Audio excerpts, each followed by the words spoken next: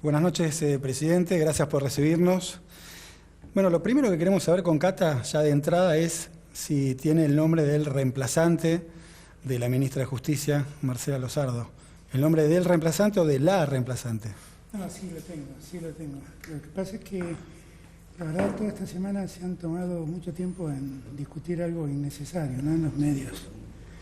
Pues la verdad es que Marcela renunció el viernes pasado, con lo cual estamos en situación de designar su reemplazante recién a partir del viernes. Todavía no le acepté la renuncia, con eso digo todo. Pero hoy almorcé con Martín Soria, le hablé un poco cuáles son mis expectativas y él aceptó hacerse cargo. Así que Soria entonces va a ser el nombre. Así que espero que él tiene que tomarse el tiempo de renunciar como diputado, que le acepten la renuncia y todo eso, pero va a ser Martín Soria. ¿Por qué Martín Soria? Porque hace varios meses que vengo siguiendo lo que Martín está haciendo.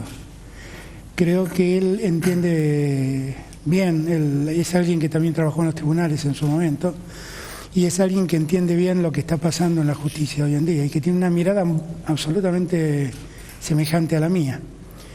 Y yo le he planteado con toda claridad que lo único que quiero es que el Estado de Derecho funcione como debe funcionar el Estado de Derecho, y para eso necesitamos una justicia que se corresponda con ese Estado de Derecho. Y la verdad es que tenemos una mirada en común muy clara sobre lo que está pasando y lo que pasó en la justicia, y sobre lo que debería pasar para que las cosas funcionen mejor. Ahora, ¿cómo se tomó el proceso de la decisión de que sea Martín Soria? ¿Lo consultó con los otros miembros de la coalición, por ejemplo, Massa y Cristina Fernández? Siempre dijo que eran tres patas, ¿no? Definitivamente. Debo confesar, Massa, Alberto Fernández. Debo confesar que no, que en algún momento había hablado con Martín y le había dicho que me parecía que era muy importante lo que estaba haciendo, porque Martín hizo un trabajo raro, que ayuda también a desentrañar los vínculos y cómo funcionaban los vínculos entre el poder y la justicia. Hizo un trabajo tan simple como pedir a Poder Ciudadano la agenda de la Casa Rosada, quiénes entraban y quiénes salían, que es algo que yo no sabía, me enteré por él, es pública. Y empezó a cotejar quién entraba, a qué hora y a dónde iba, y así empezó a detectar cosas muy llamativas. Y de verdad me parece que es un trabajo importante. Obviamente es un trabajo que en todo caso lo que hace es verificar algo que uno viene planteando hace mucho tiempo, sobre esa zona gris donde la justicia se vincula no solo con el poder político, sino con corporaciones económicas. Y la necesidad de revertir eso, la necesidad de revertirlo. Muchas veces cuando uno habla de estas cosas, la gente siente que lo que está hablando es de procesos por corrupción, y no está hablando solamente de eso. Está hablando de procesos por daños y perjuicios en la justicia civil que demoran años, demandas laborales que demandan años, demandas en la seguridad social que demandan años, quiebras que demandan décadas. Está hablando de esas cosas y la necesidad de revertirlas. Me parece que Martín, por lo que vengo hablando ya hace bastante tiempo con él, tiene una mirada muy parecida a la mía, y eso me da tranquilidad. ¿No fue un gesto de debilidad haber anunciado en un programa colega hace más o menos una semana atrás que no seguía Lozardo y no tener el nombre del reemplazante en todos estos días? No, yo no miento. Yo digo la verdad, y efectivamente en ese momento me pasaba eso, que Marcela había tomado la decisión de no seguir, me había planteado la decisión de no seguir y no tenía ninguna urgencia porque se fuera. De hecho, siguió toda esta semana y seguimos trabajando durante esta semana. Y bueno, yo en esta semana me tomé el tiempo como para pensar nombres. Y la verdad es que, a diferencia de lo que muchos creen, había muchos nombres. Elegí pero había muchos nombres. Usted habló de agobio de la ministra, exministra ya, Marcela Lozardo. ¿Qué es lo que la agobiaba? No, Marcela ha puesto un esfuerzo incalculable en su tarea, realmente lo digo. Y la verdad es que ella interpretó muy bien lo que yo quería hacer. Yo buscaba que la justicia de algún modo se revise a sí misma y que empiece a dar vuelta a las cosas que habían hecho mal. Yo no he pedido el juicio político a ningún juez, no he removido a ningún juez, no he denunciado a ningún juez, yo no hice nada de eso. Esperé que la justicia hiciera, y la justicia no hizo. Y yo creo que Marcela, que no viene de la política, sintió como cierta desazón de que era muy difícil hacerlo por esa vía. Y me dijo que prefería dar un paso al costado. Y creo que además también influyó el hecho de que aparezca un fiscal a quien ella en su vida vio, que diga que la llamó para solidarizarse frente a la denuncia por la que terminó procesado en Dolores. Y la verdad me parece que eso también actuó como algo que dice, que le hizo pensar a ella dónde estaba parada. Yo valoro mucho a Marcela y lamento mucho que haya tomado esta decisión. A propósito de la justicia, hay una declaración de Horacio Rodríguez Larreta que dijo: yo me fui muy firme en contra de esta idea de crear un tribunal que juzgue a jueces. Eso atenta contra la división de poderes. ¿De qué está hablando? No entiendo de qué está hablando. Bueno, de la creación de un tribunal supuestamente que va a mirar o va a poner la lupa sobre la Corte. No, me doy cuenta que Rodríguez Larreta es economista. No sé de qué está hablando. Francamente, es imposible contestar porque no sé de qué está hablando. Bueno, es crítico cualquier tipo de reforma judicial, ¿no? Esto pero no sé de qué está hablando, francamente, porque la verdad es que a los jueces de la Corte los juzga el Congreso y a los otros jueces los juzga el Consejo de la Magistratura. No sé de qué está hablando. Bueno, será de algo que deberá en todo caso decidir la bicameral. Pero eso no se puede cambiar, porque eso está por Constitución. A los jueces de la Corte se los remueve por juicio político, a los jueces inferiores se los remueve por jury que debe realizar el Consejo de la Magistratura. No tengo la menor idea de qué está hablando Rodríguez Larreta, con todo respeto por él, pero me parece que no... O alguien copió mal sus dichos o dijo un disparate, no sé. Presidente, el nuevo ministro de Justicia, ¿va a tener algún tipo de instrucción en cuanto a la rendición de cuentas con lo que el trabajo de los jueces? Bueno, a ver, que es algo que nos falta, ¿no? El control del trabajo de los jueces, y vos conoces el tema porque has escrito un libro magnífico sobre el tema, el control del trabajo de los jueces lo tiene que hacer el Congreso. Por eso yo en el discurso le pedí al Congreso que haga lo que tiene que hacer, yo no lo tengo que hacer. ¿Qué significa eso? Le repregunto sobre ese control cruzado. Claro, es que la habló. Constitución establece que la justicia tiene un control de constitucionalidad sobre las leyes y decretos que dicta el Poder Ejecutivo. Y el Congreso tiene un control sobre el funcionamiento de la justicia, no sobre las sentencias, sobre el funcionamiento de la justicia. Está claro que el Congreso no puede avalar ni... citar jueces, por ejemplo, como dijo algún dirigente de la coalición. No sé, eso es un problema de las facultades que tenga la comisión. Bien. No lo sé.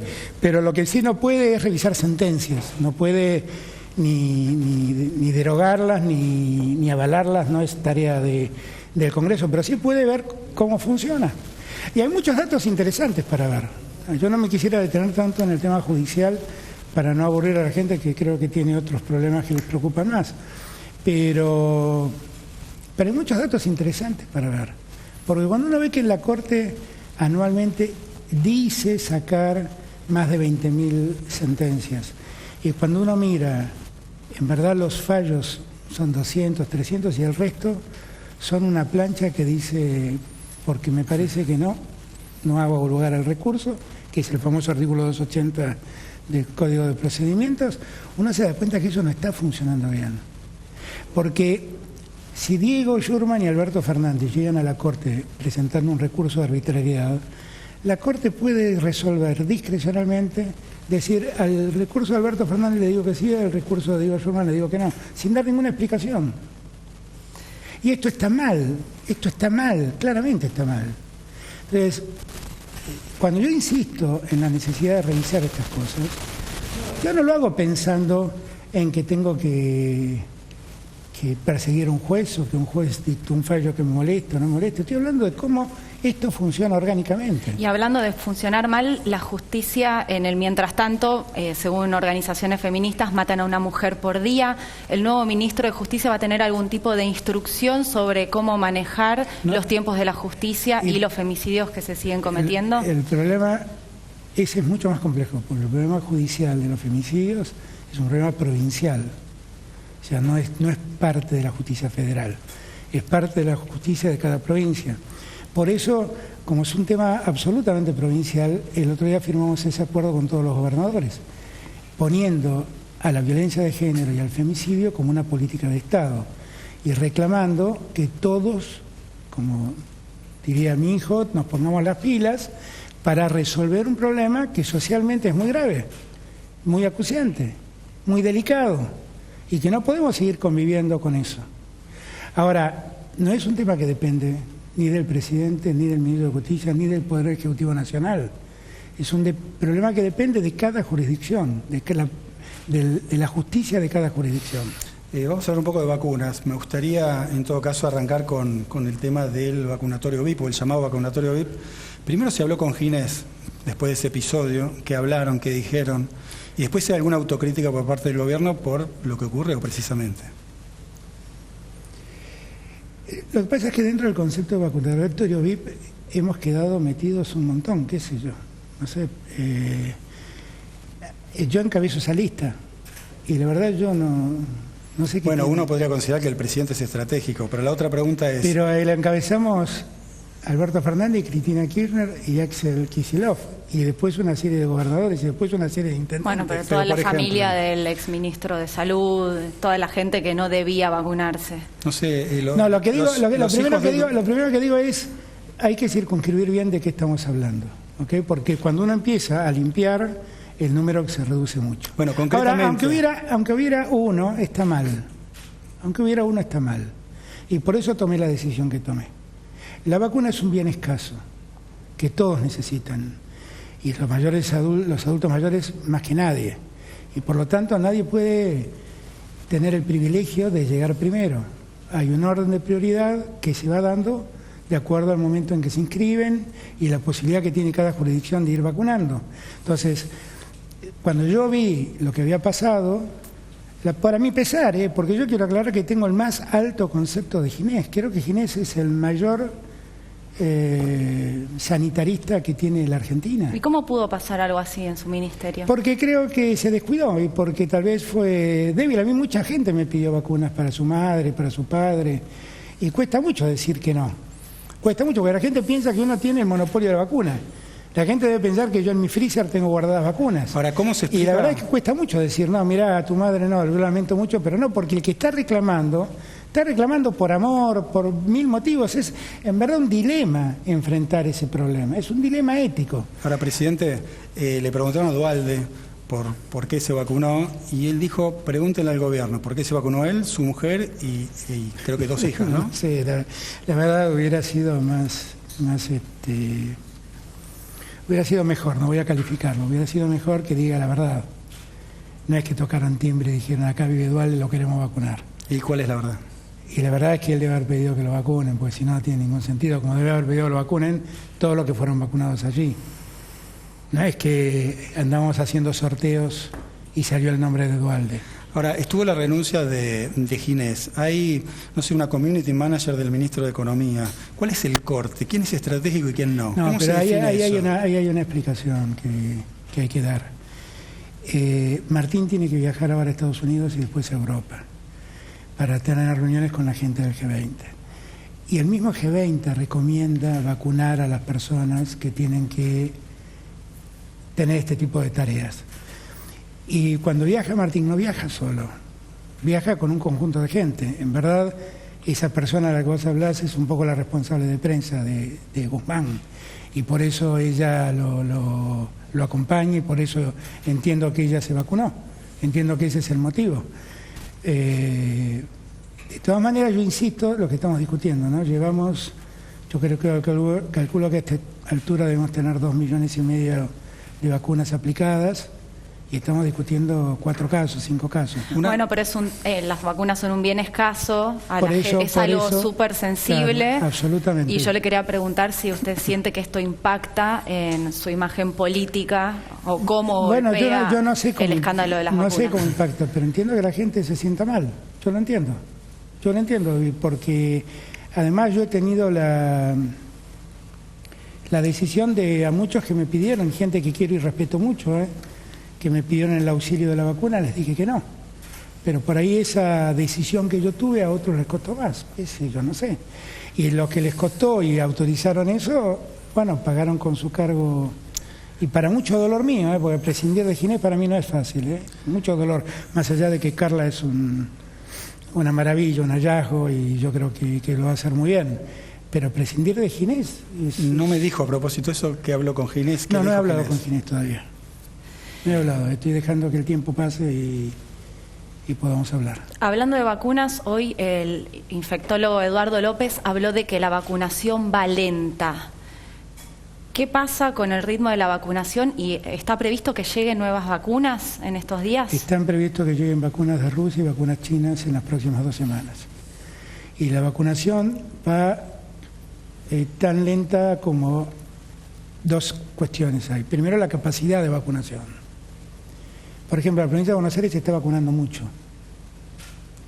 Y en el país se está vacunando a un ritmo importante, alrededor de 80.000, 90.000 personas diarias. El país tiene con mucho esfuerzo capacidad para vacunar a 4,5 millones de personas por mes. Nosotros no estamos alcanzando ese número. Estamos por debajo de ese número. Si dijéramos que hay 100.000 por día, estaríamos en 3 millones de personas, más o menos. Por lo tanto, está claro que eso hay que agilizarlo. También hay un problema, que es la forma en que van ingresando las vacunas.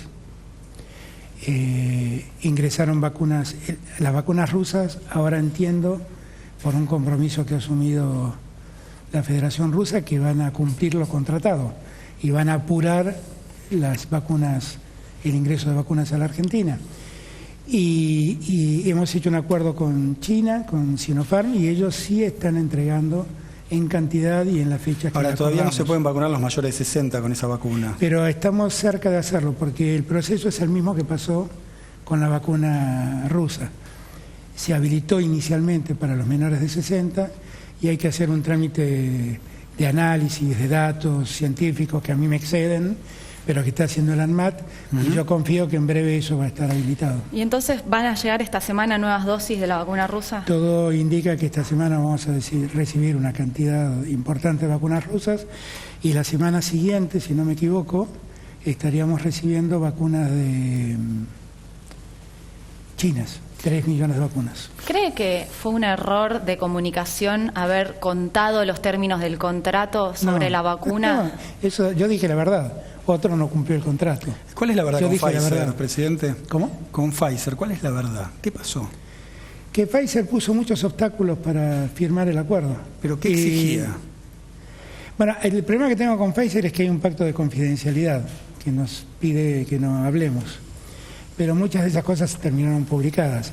Igual yo creo, a la luz de lo que pasó con Pfizer en Europa, donde no entregó las vacunas acordadas en España, en Italia, y entregó muchas menos en México, en Chile, que tengo la impresión que lo que pasó es que en verdad Pfizer quedó atrapada en la demanda americana. Entonces, si Biden dice, el presidente Biden dice, voy a vacunar a 100 millones de personas en 100 días, bueno, está claro que Pfizer, Moderna, no van a poder sacar una vacuna de ahí. No vamos a tener esas vacunas nosotros. Bueno, no hemos firmado nunca ese contrato, que además tenía ciertas condiciones que nosotros no aceptábamos. ¿Y se está negociando con nuevas vacunas? Con todas. Estamos discutiendo con Janssen, estamos discutiendo con Moderna. Lo que pasa es que todas estas vacunas proponen entregas en el segundo semestre de este año. Ahora, Entonces nos sirven de poco en este momento. ¿por qué le cuesta tanto usar barbijo? No, yo uso siempre barbijo. No, hay fotos con Moyano sin barbijo, abrazos con gobernadores. No es cierto. En el medio de la Sí, cuarentena fue la sí. foto Muchas con veces. Moyano. Pero la foto con Moyano es una foto donde nos sacamos el barbijo, uno parado al lado del otro mirando para adelante. Pero hay selfies también con algunos trabajadores, a veces cuando va a fábricas y demás. No, sin barbijo es muy difícil. Mire que No, se sí. encuentran fácil, se No, googlean y puede se ser encuentran en 2 que alguna vez no segundos. lo haya tenido, puede ser. Igual, si lo hago, no es un ejemplo a seguir.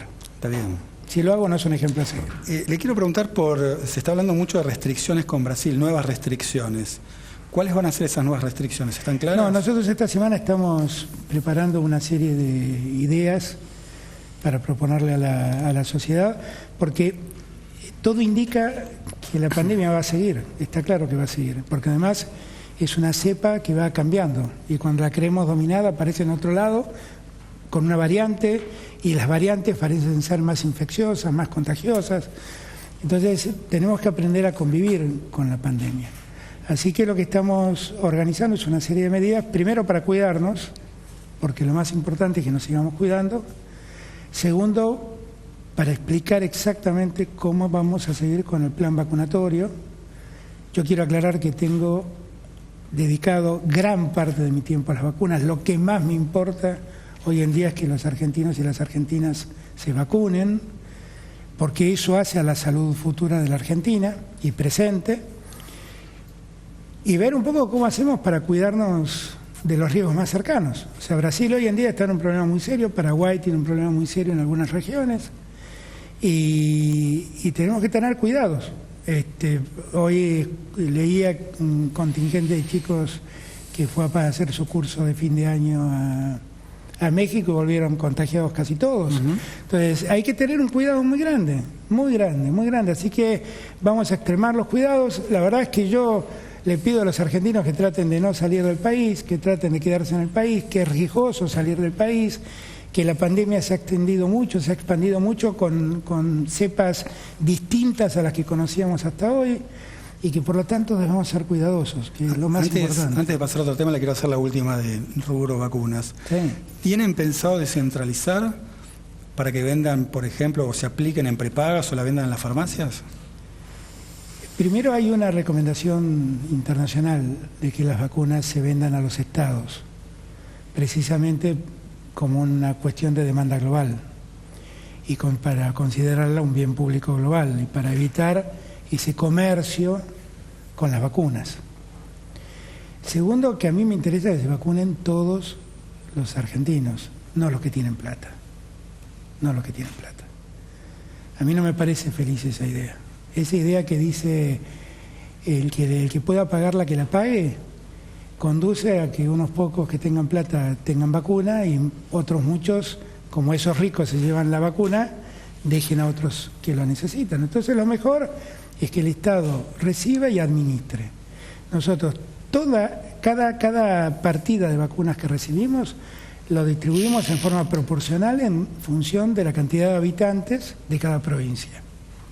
Eso lo hemos hecho y lo seguimos haciendo. Y la verdad es que yo creo que eso se está cumpliendo y se está cumpliendo bien. ¿Que hay que conseguir más vacunas? Sí. ¿Que hay que hacer el esfuerzo de vacunar más rápido? Sí.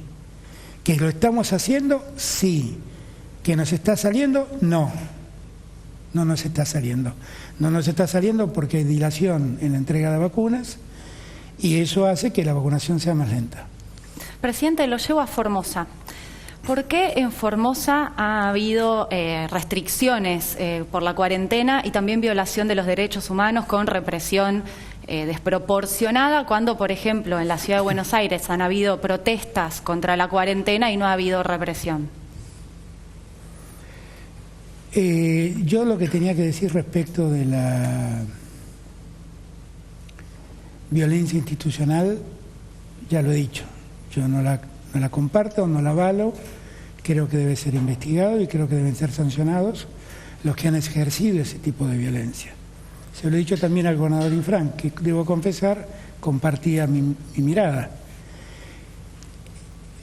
Después está el problema de Formosa, que es un caso singular, que es muy difícil analizar desde Buenos Aires sin tener una mirada integral del problema. Formosa limita con Paraguay, que es uno de los países de la región que mayores problemas tiene. Y tiene un tráfico de muy difícil control entre Paraguay y Argentina, pero un tráfico, la verdad, de contrabandear cosas, de contrabandear cigarrillos, ropas, comidas. Y muchas veces los que entran y contagian. Entonces, el gobernador ha tomado una serie de decisiones que son restrictivas de la libertad ambulatoria que nosotros en el último decreto tratamos de corregir y subsanar, por ejemplo, que no haya límites para pasar de una provincia a otra, esas cosas que nos parecen desmedidas, pero que en verdad el origen de toda esa acción del gobernador es el riesgo que está viendo que puede provenir desde Paraguay, porque además casi se ha convertido en una frontera seca, el río que divide, que si no me equivoco es el Pilcomayo, que divide Paraguay con Formosa, prácticamente no tiene agua, entonces cruzan sin ningún problema por cualquier lado. Eso a Infran lo tiene obsesionado, realmente lo tiene obsesionado. Ahora, eso no justifica que haya una manifestación y haya la violencia que se vio de la policía. No, ahora, esa condena, presidente, fue una condena con peros, por lo menos el comunicado de la Secretaría de Derechos Humanos. Fue una condena y en el mismo comunicado decía que los grupos hegemónicos, que la oposición... O sea, no fue una condena. Bueno, es que está claro también que hay un aprovechamiento de esa situación. Seguramente. Eso está claro. Pero la condena tiene que ser una condena. Claro, pero la condena No, a la pero el gravedad, comunicado... la condena a la violencia institucional está. Sí. Y ha sido categórico Pero con peros en el comunicado. No, lo que pasa es que también es cierto que hay un aprovechamiento político de todo esto. Esto también es cierto, no nos vamos a engañar. Hay una utilización política de todo esto. No nos vamos a engañar. Ahora, frente a las denuncias de situaciones de violaciones de los derechos humanos en Formosa y la violencia institucional, ¿existe la posibilidad de una intervención en Formosa? Sí. No, habrá que seguir con atención eso, habrá que ver cómo se sigue, pero me parece que la situación ahora entró en un periodo de más calma y de mayor tranquilidad. Yo creo que en verdad el gobernador desesperó por ese riesgo permanente que tenía de Paraguay y puso condiciones muy severas, por eso que nosotros no vemos acá, nosotros nos cuesta entender esto, pero pasa. El gobernador de Misiones me contó el otro día, creo que la cifra es correcta, que el año pasado tuvieron un 10% menos de nacimientos en Misiones. ¿Y qué fue lo que pasó? Lo único que pasó es que no venían paraguayos que cruzaban a Misiones a tener a sus hijos en los hospitales argentinos para volverse después al Paraguay.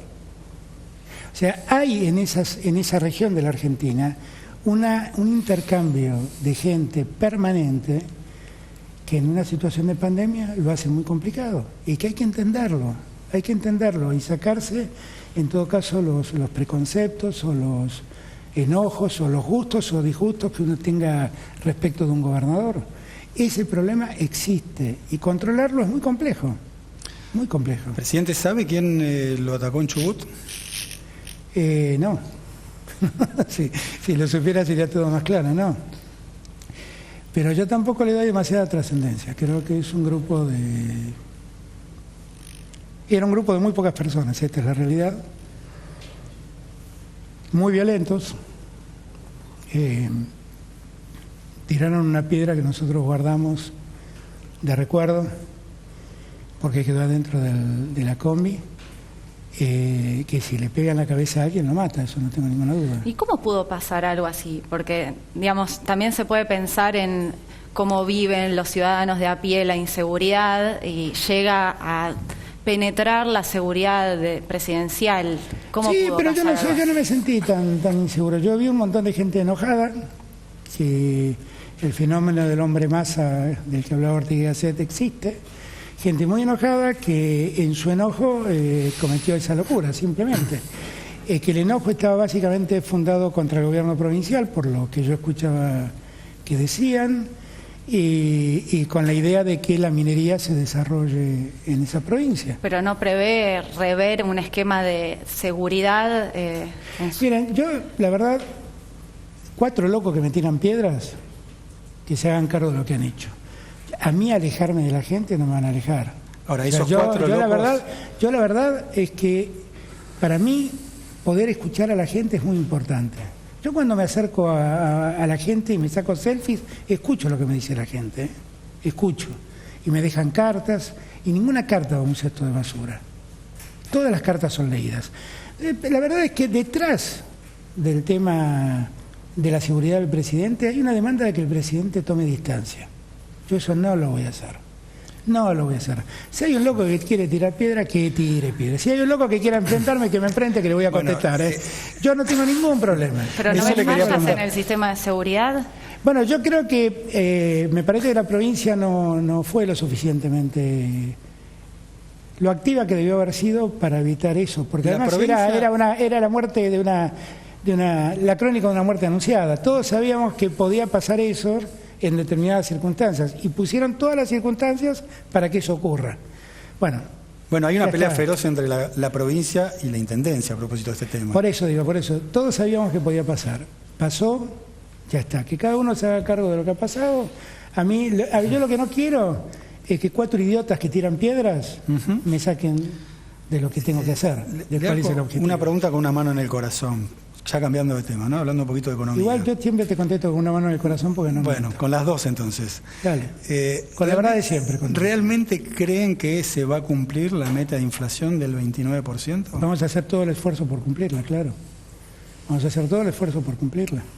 Y vamos a tratar de ser muy estrictos y disciplinados para cumplir los objetivos presupuestarios.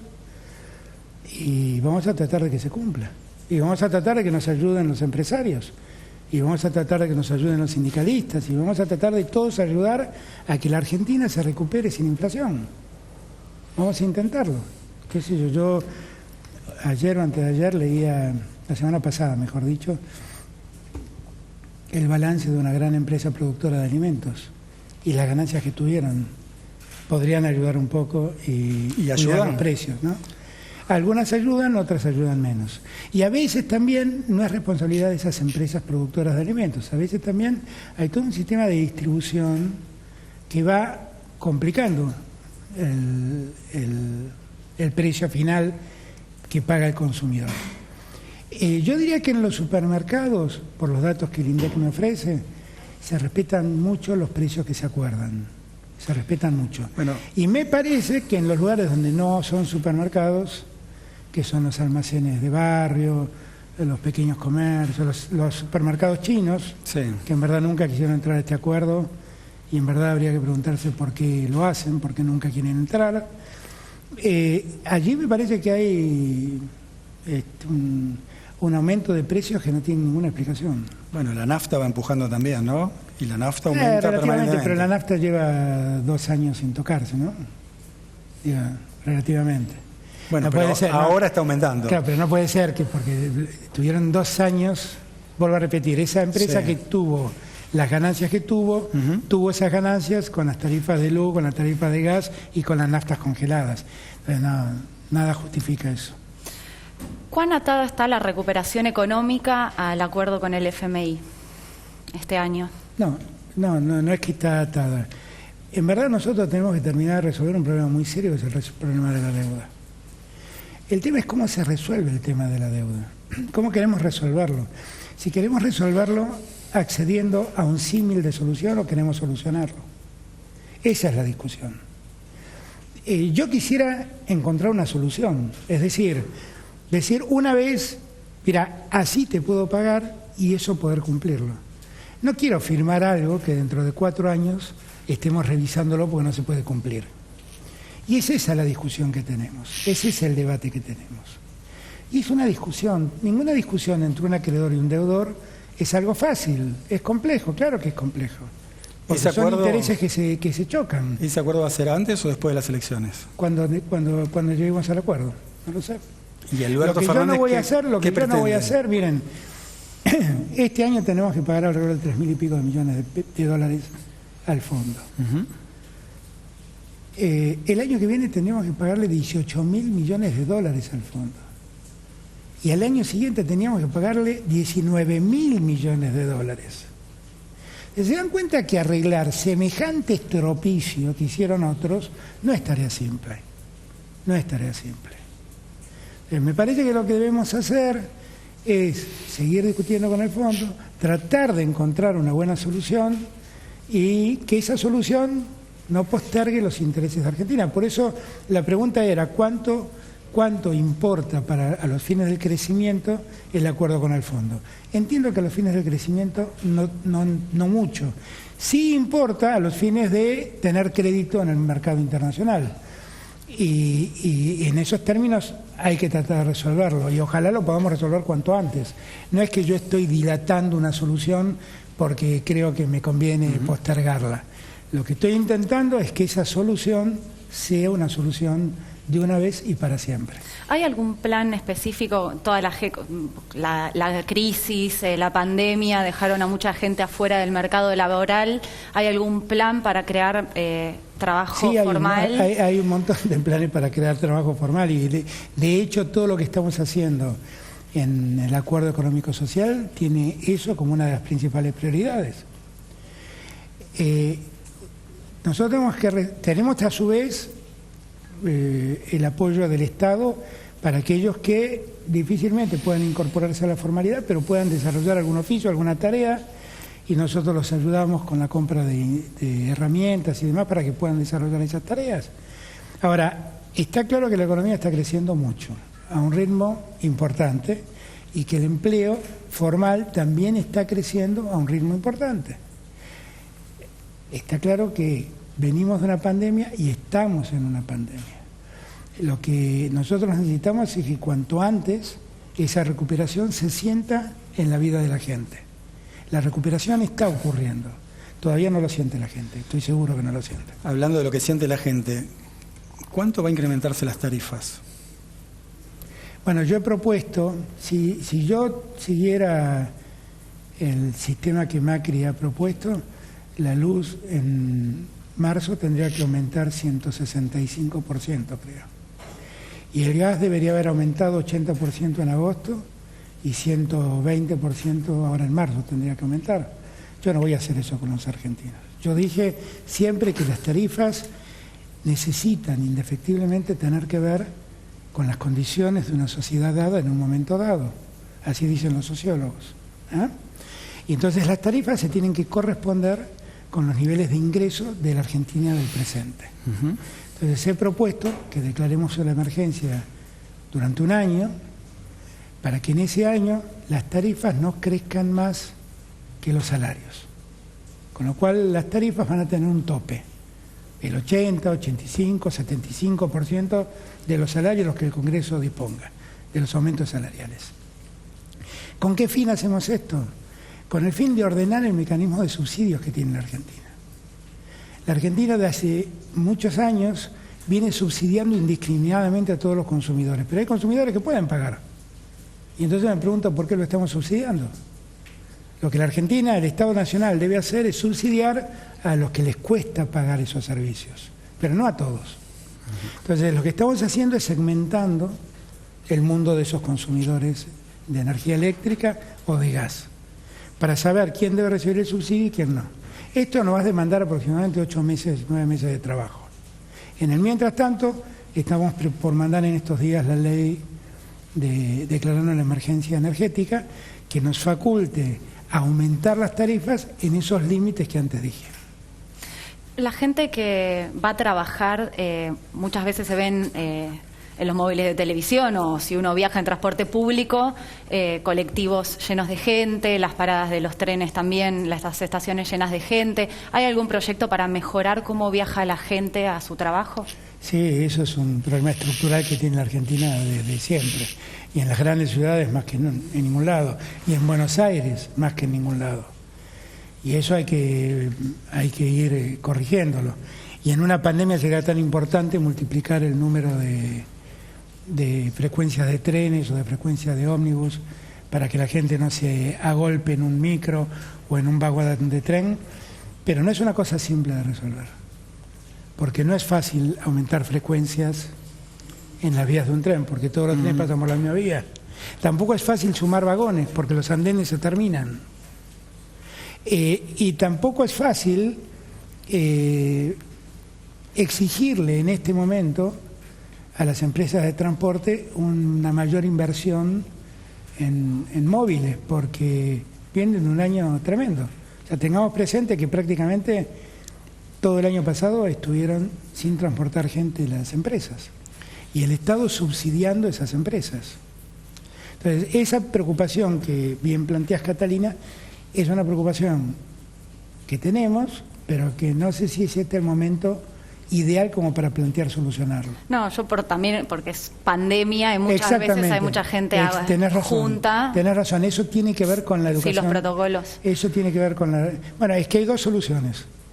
O hacemos algo para que la gente no viaje, y entonces eso es quédate en tu casa, y la gente no puede y no quiere seguir quedándose en su casa. No hay más margen. No hay margen.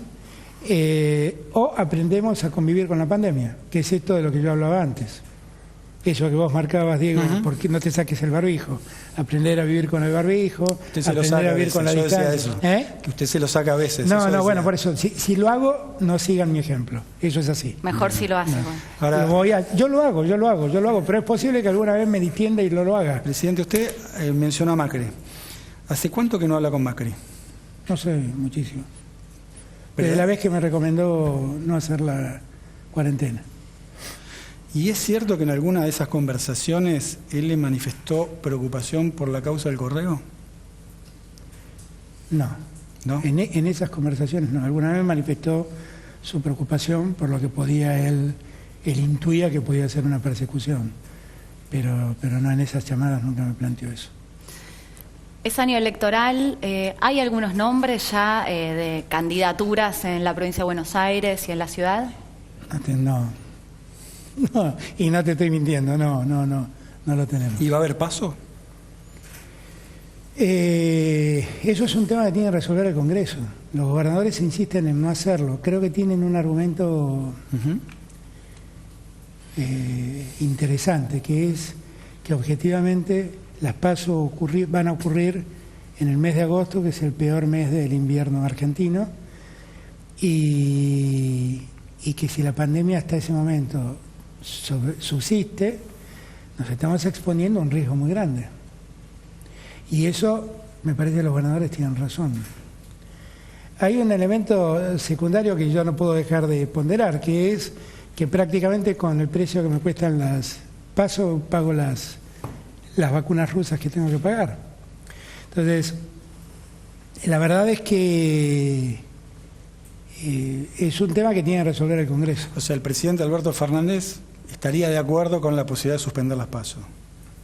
¿Sería ese el título?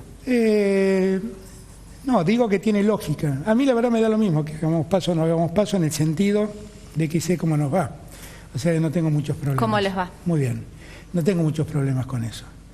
Lo que sí tengo es alguna duda sobre si por hacer las PASO no estamos complicando el escenario de la pandemia. Ahí tengo algún margen de duda y creo que muchos de los comentarios que me han hecho los gobernadores, casi todos, porque también los gobernadores de la oposición, Morales o Valdés de Corrientes, me han planteado su preocupación por eso. Un tema internacional. Detuvieron a Áñez en Bolivia. Usted ha sido muy crítico de lo que ha sucedido, incluso le ha dado una mano a Evo Morales en su momento. ¿Entiende que la justicia debe apuntar, además de Áñez, a Almagro, el titular de la OEA? Yo creo que, primero, yo no le di una mano a Evo Morales. Hice lo que debe hacer siempre alguien respecto de una persona cuya vida está en peligro. Bueno, ¿no es darle una mano a eso? Sí. Sí, bueno, pero yo siento que le sonó feo. Sí, porque suena a un gesto de... La verdad, institucionalmente, un país como la Argentina, después de lo que ha vivido, no puede mirar como si nada pasara, que la vida de una persona como Evo Morales corre peligro. Y no quisiera que sea la decisión de un presidente, quisiera que sea la decisión de un país, que eso no pase. Y como siempre dije, en Bolivia hubo un golpe de Estado, no tengo ninguna duda, que no le permitió a Evo Morales reelegir, que un año después quedó corroborado que ese golpe de Estado existió, porque Evo Morales volvió a ganar con una diferencia mucho mayor todavía. Y que la OEA tuvo responsabilidad en eso, no tengo ninguna duda. El colega... Y que si Almagro tuviera un mínimo de dignidad, daría un paso al costado, no tengo ninguna duda. El colega Pablo Stefanoni escribió un artículo muy bueno este fin de semana hablando de los riesgos de un lawfare de izquierda por el marco de la detención de Áñez, más allá, digamos, del golpe de Estado, yo no conozco, por cómo fue detenida yo lo que creo y las acusaciones. Yo lo que creo es que cualquier hipótesis, no conozco si está tipificado o no el delito, supongo que sí, como en la Argentina existen los delitos que atentan contra el orden, la vida democrática, el orden constitucional y la vida democrática, supongo que en Bolivia también lo habrá. No conozco cómo funciona el sistema procesal de Bolivia, con eso quiero ser también cuidadoso, porque he visto que han pedido la prisión preventiva por 6 meses. O sea, pareciera ser que hay un instituto procesal dentro del sistema de procedimiento penal boliviano que dice que el fiscal puede detener preventivamente por un tiempo limitado a alguien. Y supongo que en ese tiempo tendrá que conseguir las pruebas, garantizarse los datos para poder seguir investigando. Miren, los abusos judiciales no son de derecha ni son de izquierda, son abusos judiciales. No lo deben hacer ni los gobiernos de derecha ni los gobiernos de izquierda. Es así de simple, es así de simple. Muchos se han enojado conmigo cuando yo avalé el informe Bachelet en Venezuela, pero los derechos humanos son unos, no hay muchos derechos humanos y no hay diferentes varas para medir los derechos humanos. Por lo tanto, lo que dije entonces lo sostengo ahora. Yo, la verdad, lo que más quiero es vivir en un Estado de Derecho. Y en un Estado de Derecho, estas cosas se investigan y se castigan. Si alguien se levanta contra el orden constitucional, eso se investiga y se castiga. Eso funciona en cualquier Estado de Derecho. Si Bolivia entiende que tiene que hacerlo, que lo haga, siempre respetando los derechos de las personas involucradas. Las personas acusadas tienen derechos también y hay que respetarlos. ¿Cómo se imagina que va a ser la justicia una vez que usted no sea más presidente? Espero que mejor. Espero que mejor. Espero que sea una justicia que no se deje de llevar ni por la presión de la política, ni por la presión de los grandes grupos económicos, ni por la tapa de un diario. Que los jueces tengan la dignidad que la mayoría de los jueces tienen. Pues no es verdad que todos los funcionarios judiciales son unos corruptos. Lo que pasa es que una marca negra en un pizarrón blanco vuelve negro todo el pizarrón, pero no es justo hacer eso. Presidente, le quiero preguntar algo de Brasil, para no pasarlo de largo. Primero, si le gustaría que Lula sea candidato a presidente de la Nación en Brasil, y la segunda, si está confirmado que Bolsonaro no va a venir a la Argentina. Empiezo por lo segundo. No está nada, no es que Bolsonaro viene o no viene a la Argentina. Nosotros teníamos previsto para fin de marzo una actividad celebrando los 30 años del acuerdo del Mercosur, que dio origen al Mercosur. Estábamos pensándolo hacerlo de manera presencial. Estaba viniendo el presidente de Uruguay, el presidente de Brasil, el presidente de Paraguay, el presidente de Bolivia, el presidente de Chile y yo. Lo que nosotros hemos advertido es que hay un aumento creciente de casos que por ahí hacen recomendable no hacerla presencial la reunión. Entonces hemos consultado a todos los partícipes del encuentro qué les parece, si lo hacemos presencial o lo hacemos de modo virtual. Si lo hacemos de modo presencial vendrá el presidente Bolsonaro con los demás presidentes. Si no, lo haremos de modo virtual. La segunda parte de la pregunta que tiene que ver con Lula, todos saben la admiración, el respeto y el cariño personal que siento por Lula. Y todos saben que cuando muchos me decían que estaba loco y no debía hacerlo, que políticamente era inconveniente, siempre dije y hablé de la inocencia de Lula. Y siempre hablé de cómo se había organizado un sistema judicial y mediático para impedirle a Lula ser candidato, y el mecanismo para impedírselo era encarcelarlo. El tiempo terminó dándome la razón. Y celebro mucho que la justicia de Brasil lo haya resuelto. Porque habla bien de la justicia de Brasil, habla muy bien. Entonces, lo que digo es, de ahí en más, hay una decisión de Lula, del Partido de los Trabajadores, que ha cumplido 41 años hace poquito, de los militantes, de la decisión de Lula y de la decisión también del pueblo de Brasil. Yo no puedo opinar de eso. Igual, en cualquier hipótesis, mi cariño, mi respeto y mi admiración por Lula está intacta. Muchas gracias, señor presidente, por pasar por Fuego Amigo. No, gracias a ustedes. Gracias.